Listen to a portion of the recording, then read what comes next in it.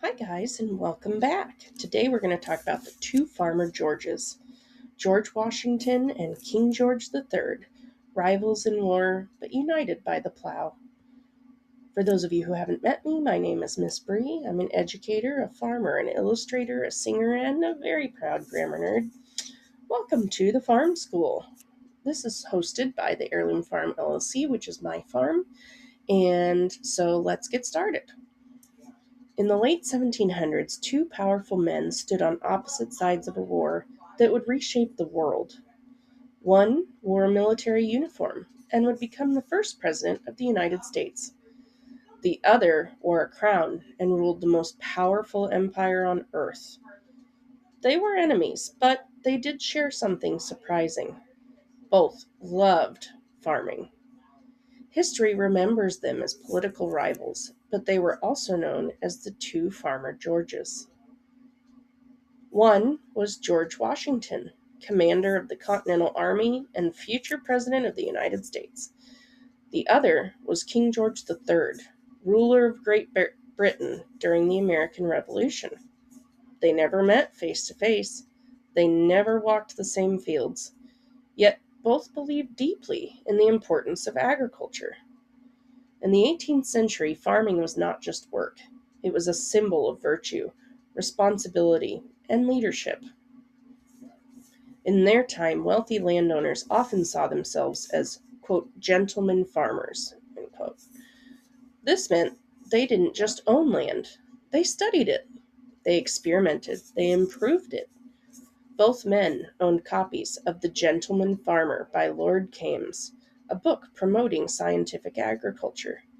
Farming was not a hobby, it was intellectual work, it was progress, it was patriotism. Washington was fascinated with improving livestock. In 1785, he received a Spanish donkey as a gift from King Charles III of Spain.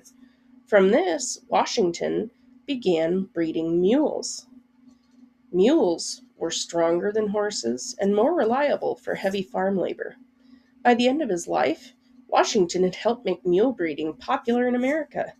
He didn't just lead armies, he helped reshape American agriculture. It was amazing how much he did. He also helped preserve a rare breed called the American Mammoth Jackstock. He created and preserved it, and it's still raised to this day on his farm in Mount Vernon. Now, at Mount Vernon, his Virginia estate, George Washington carefully redesigned his farming operations. Tobacco had worn out the soil, so instead of continuing to grow it, Washington shifted to wheat. He introduced crop rotation, which is planting different crops in different seasons to restore nutrients to the soil. He experimented with compost and fertilizers. He even built a grist mill to process grain more efficiently. Washington kept detailed journals, weather notes, planting records, livestock reports. He believed farming required observation and science. To him, agriculture was the backbone of independence. A self-sufficient nation needed self-sufficient farms. Across the ocean, King George III also found peace and purpose in farming. He invested in improving royal farms near Windsor. He supported agricultural societies and livestock breeding improvements. He even wrote articles for agricultural journals under the pseudonym Ralph Robinson. A pseudonym is like a pen name. His subjects nicknamed him Farmer George, sometimes affectionately, admiring his simplicity, sometimes mockingly, seeing it as very beneath a king. But his interest was real. He believed a stable kingdom began with strong agriculture. So after the war ended in 1783, something extraordinary happened. George Washington resigned his military commission and returned to Mount Vernon. He did not seize power. He did not crown himself king. He returned to his farm. Americans compared him to the Roman hero Cincinnatus, who left his plow to save Rome and then returned home once the crisis passed. This image strengthens Washington's reputation as a humble leader. A farmer first, a ruler only when necessary. Unlike earlier kings who emphasized war and conquest, George III wanted to appear more domestic and moral. He was known as a family man, a husband devoted to Queen Charlotte, a ruler concerned with order and stability. Farming helped to shape that image. It made him seem grounded, almost ordinary, even as the colonies rebelled in America. So in 1775, war erupted between Britain and its American colonies. Now, guys, I know we're kind of popping around back here, but it just makes more sense in the farming timeline. So I'm sorry if it gets a little confusing. We'll cover the American Revolution later in its own video. George Washington led colonial troops, and King George III represented the British crown. So for 8 long years, they stood as symbols of opposing futures. One fought for independence, the other fought to preserve the empire. And yet, at heart, both men still cared about soil, crops, and livestock. So you have to remember, history is rarely simple. Now, both men lived during a period of agricultural transformation. In Britain, new crop rotation systems increased food production. Selective breeding improved livestock. Farming was becoming more scientific. Agriculture meant wealth, stability, and power. It fed armies. It fed cities. It sustained empires and republics. Now, something to note.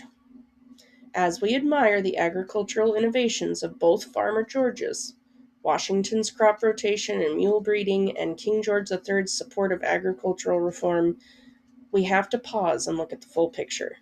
Neither man farmed alone. This wasn't like going out back to your backyard and piddling around in the mud. At Mount Vernon, George Washington's success depended on the labor of more than 300 enslaved men, women, and children.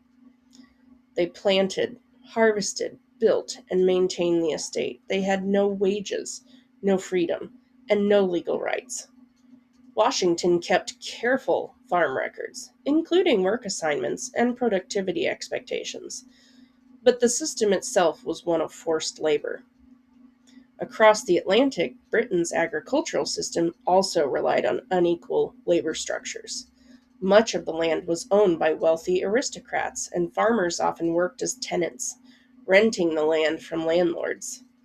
They paid rent in money or crops and had little control over long-term decisions. During the enclosure movement, common lands were fenced off and consolidated, pushing many rural families off the land they had depended on for generations. And beyond Britain itself, agriculture was tied to colonial expansion. Colonies provided raw materials, tobacco, grain, timber, to support the empire. Indigenous lands in North America were taken through treaties, warfare, and displacement to expand farming. Wealth flowed toward imperial centers, while labor and land loss burdened others. So while both Farmer Georges promoted scientific agriculture and improvement, their successes existed within systems shaped by inequality. This doesn't erase their intelligence or innovation, but it does remind us that progress and injustice often coexisted. History is rarely simple. Leaders can believe in improvement and still participate in systems that harmed others. So when we study the past, we have to be willing to hold more than one truth at once, and to understand how power, land, and labor shaped even something as ordinary as a field of wheat. Now, George Washington and King George III were political enemies, as we've talked about, but they shared a belief in scientific farming, a desire to improve land and livestock, a conviction that agriculture shaped national strength. One became the symbol of a new republic, the other represented monarchy and empire. Yet both of them found purpose in the quiet rhythms of planting and harvest. So, why does this even matter? Well, the story of the two Farmer Georges reminds us that history is rarely one dimensional. Okay, leaders are complex. Enemies can share similarities despite political conflict. And agriculture, something as ordinary as soil and seeds, can shape the destiny of nations. Okay, in the end, both men return to their fields because sometimes the plow tells us as much about history as the sword.